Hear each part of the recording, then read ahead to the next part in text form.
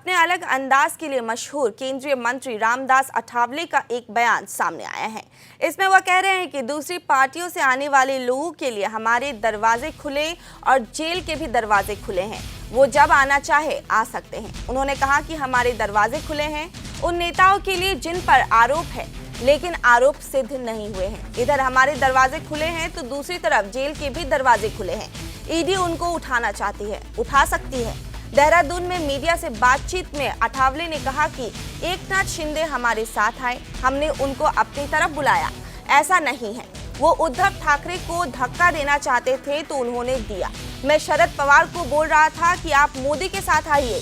यदि शरद पवार पहले ही हमारे साथ आते तो आज अजीत पवार वाला किस्सा नहीं हुआ होता। हम पार्टी को ताड़ते हैं, ऐसा कुछ नहीं है। सब हमारे साथ आना चाहते हैं, इसलिए लोग हमारे साथ हैं।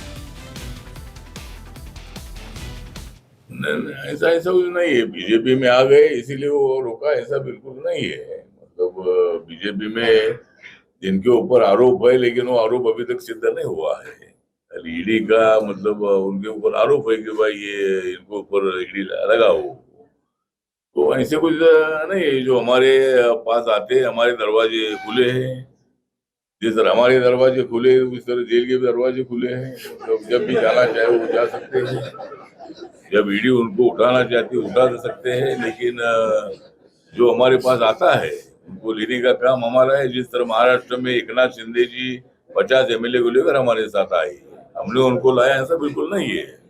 उनको ही उद्धव ठाकरे को धक्का देना था, उनको आकर यहाँ मुख्यमंत्री बनना था और उनको छोड़कर उद्धव ठाकरे मुख्यमंत्री बने थे कांग्रेस एनसीपी के साथ जाकर। इसलिए एकनाथ शिंदे हमारे साथ आए। मैं शरद पवार साहब को बोल रहा था कि भाई आप इंडिया के साथ आइए। मोदी जी के साथ आपके संबंध बहुत अच्छे रहे हैं। मोदी जी बारामती में आकर आपके क्षेत्र में उन्होंने आपकी प्रशंसा की है। तो इतने जॉर्ज फर्नांडिस ऐसे लोग अगर बीजेपी के साथ आते हैं तो आप क्यों नहीं आते हैं? और मैं इधर आया और फिर तुम उधर के क्या कर रहे हैं? इसीलिए तो पवार साहब अगर यहाँ आते थे, एनडीए के साथ आते थे, तो ये फूट नहीं होती थी। अजीत दादा पवार हमारे साथ नहीं आते थे। इसीलिए ऐसा कुछ नहीं, हम किसको तोड़ते हैं, ऐसा बिल्कुल नहीं है।